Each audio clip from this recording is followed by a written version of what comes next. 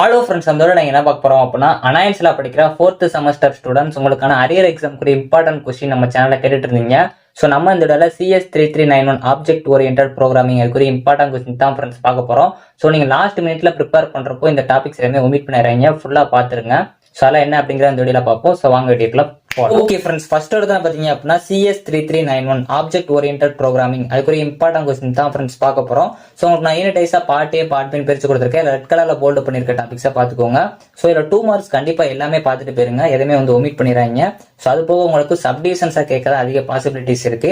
So அதனால எந்த topic omit பண்ணாம எல்லாத்தையும் கவர் பண்ண பாருங்க. ஸோ உங்களுக்கு ப்ரோக்ராமாவும் கேட்க சான்சஸ் இருக்கு. ஸோ அதனால ஒரு டாபிக் பார்த்தீங்க அப்படின்னா அதுக்குரிய சின்ன ப்ரோக்ராம் பார்த்துட்டு போயிருங்க. யூனிட் 1 பார்ட் B பொறுத்த வரைக்கும் உங்களுக்கு கேரக்டரிஸ்டிக் அப்படின்னா features of object oriented programming ரொம்ப முக்கியமான ஒன்று. கன்ஸ்ட்ரக்டர்ஸ் ஃபர்ஸ்ட் ப்ரிஃபரன்ஸ் கொடுத்து படிக்க பாருங்க.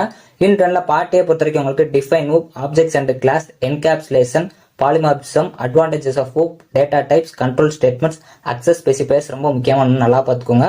யூனிட் 2 பார்ட் B பொறுத்த வரைக்கும் உங்களுக்கு types of inheritance, interface, method overriding நல்லா பார்த்துக்கோங்க.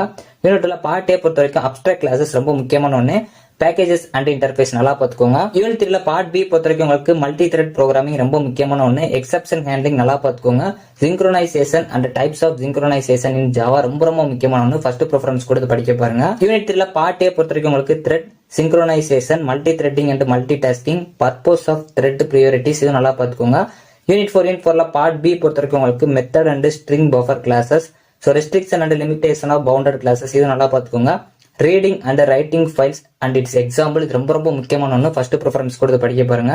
யூனிட் 4 பார்ட் A பொறுத்த வரைக்கும் உங்களுக்கு bounded types, string class, IO basics இதெல்லாம் நல்லா பார்த்துக்கோங்க.